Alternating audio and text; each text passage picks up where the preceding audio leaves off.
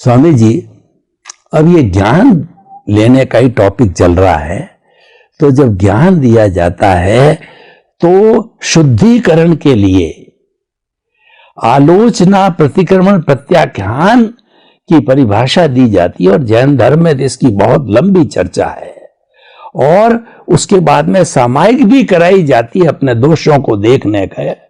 तो सामायिक को कैसे करें, सामायिक के बारे में अध्यात्म विज्ञान क्या कहता है, और दूसरा शुद्धिकरण का जो मंत्र है, आलोचना, प्रतिक्रमण, प्रत्याख्यान है, उसके बारे में हमारा अध्यात्म विज्ञान क्या कहता है, वह कैसे किया जाना चाहिए, ये भी कृपया थोड़ा अध्यात्म विज्ञान की दृष्टि से थोड़ा खोल करके बताइए, ताकि ये दोनों जो दिशा है, दोनों जो ध्रुव है, उसके बीच में समन्वय हो सके। आध्यात्मिक विज्ञान के अंदर बिल्कुल साफ है।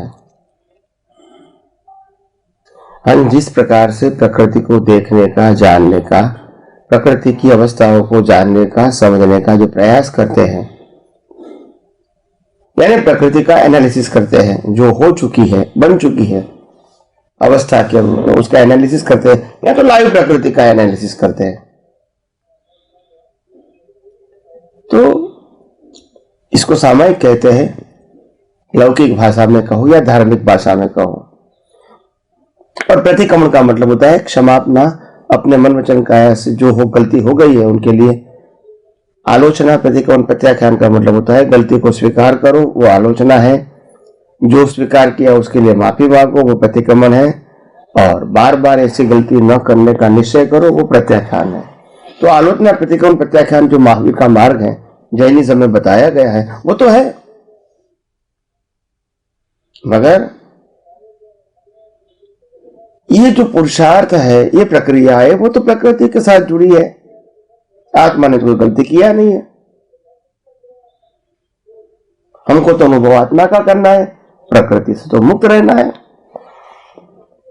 तो फिर प्रकृति जो करती है, जो कुछ भी अभी तक जीवन में, क्या इसको देखने की जरूरत है सामायिक की दृष्टि से, या आध्यात्म विज्ञान मन वचन काया से अभी तक जो कुछ प्रकृति हो चली, उसमें जो कुछ दूषित लगता है, विचार के रूप में, वाणी के रूप में, वर्तन के रूप में, क्या उसके लिए प्रतिक्रमण करना आवश्यक है?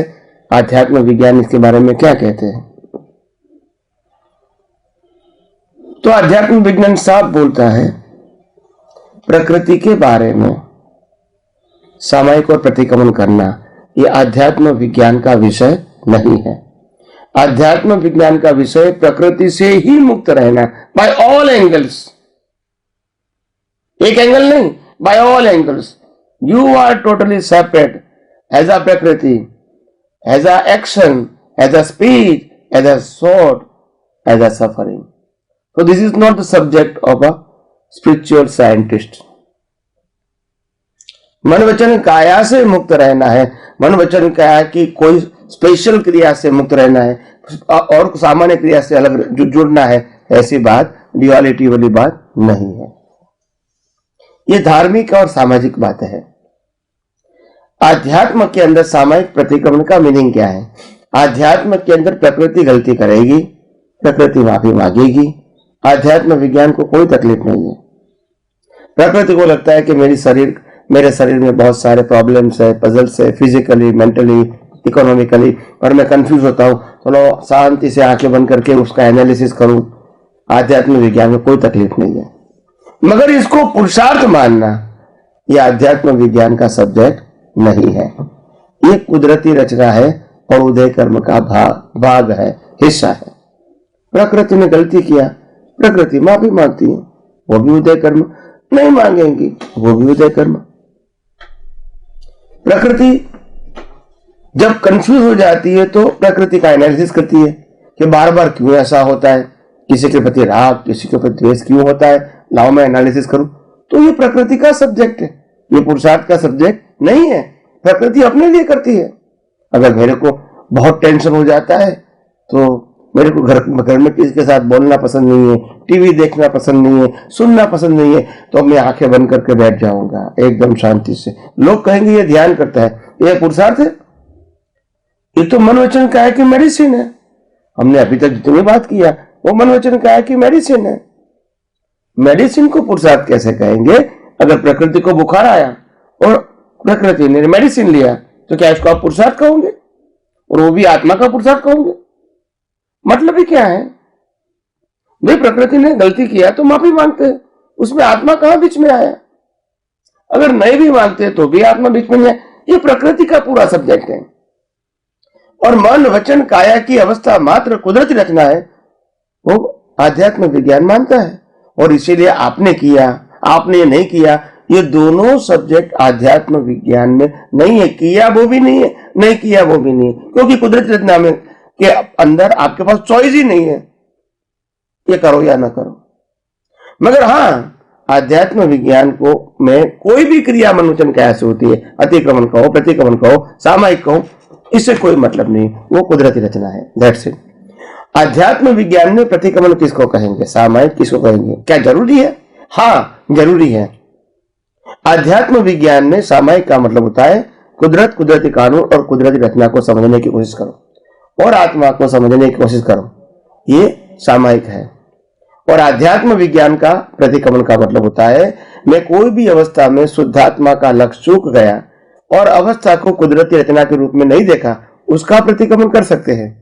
मन वचन काया की अवस्था को देखना और उनकी गलती की माफी मांगना, ये प्रतिक्रमण सामायिक पुरुषार्थ ये आध्यात्म विज्ञान में नहीं होता है। आध्यात्म विज्ञान का पुरुषार्थ है मैं हर समय शुद्धात्मा में रहूं और अवस्थाओं को कुदरती रचना के रूप में देखूं। अगर वो नहीं देख पाता हूं तो इसका प्रतिक्रमण करो। और सामायिक का मतलब होता है कुदरत, कुदरती कानून और कुदरती रचना का एनालिसिस करो और शुद्धात्मा कैसे काम करता है जन्म से मौत तक, उसका एनालिसिस करो, तो वो सामायिक हो गया। तो आध्यात्म विज्ञान में सामायिक और प्रतिक्रमण ये कुदरत, कुदरती रचना, कुदरती कानून और आत्मा के साथ जुड़ा हुआ है, मन वचन काया के साथ नहीं जुड़ा है। तो इसीलिए मैंने कहा आपको कि अगर हमको आध्यात्म विज्ञान में आगे बढ़ना है तो ये सनातन सत्य को समझना ही पड़ेगा, आज नहीं तो कल। राम कृष्ण महावीर भी यही सनातन सत्य जो कुदरती कानून के ऊपर आधारित है, उसको समझने के बाद, अनुभव होने के बाद ही वितराग बने हैं। उससे पहले कोई भी व्यक्ति वितराग नहीं बन सकती है। सभी केवलियों को भी यही कुदरत, कुदरती कानून और कुदरती रचना को समझना ही पड़ता है और आत्मा को भी लक्ष्य में रखना पड़ता है। उसके अलावा और कोई मुक्ति का रास्ता नहीं है। तो मैं समझता हूं आप सब लोगों को जिस प्रकार से मैंने यह अध्यात्म विज्ञान को अलग अलग तरीके से, अलग अलग प्रश्नों के रूप में, अलग अलग एग्जाम्पल देके, अलग अलग परिभाषा व्याख्याएं देके मैंने जो समझाने की कोशिश किया है, मैं समझता हूं आप सबके लिए और आप सबके जीवन को आगे बढ़ाने के लिए, सोचने के लिए, समझने के लिए, अनुभव करने के लिए ये बहुत बड़ी बात है आपके लिए। और आपको ये बातें सुनने को मिलता है, ये आप सबका ये सद्भाग्य है। हालांकि कलयुग के अंदर ऐसी बातें नहीं होती है, धर्म और सामाजिक बातें ही होती है। धर्म और सामाजिक बातों से ऊपर की बात जो कुदरती कानून के ऊपर होती है, ऐसी बातें नहीं होती है, क्योंकि ये बातें अनुभवी पुरुष ही कर सकते हैं। किताबों वाला, पढ़ा हुआ, सुना हुआ बात व्यक्ति बात नहीं कर सकता है। तो इसीलिए हम जो बात करते हैं ये हमारे खुद के अनुभव की है। और मैं समझता हूँ, मेरा जो भाव है कि हर व्यक्ति अपने जीवन में मुक्ति के मार्ग में आगे बढ़े, अपने जीवन में सुख और शांति प्राप्त करे, आदि व्याधि उपाधि में भी समाधि की अनुभूति करे और धीरे धीरे अज्ञानता और देहाध्यास नष्ट करे। यही मेरी जो भावना है, बस यही भावना में सफलता पाऊं और आप सबका जीवन भी धन्य बने, यही मेरी आप सबको शुभकामना है। खूब खूब आगे बढ़िए, यही मेरी मंगल कामना है।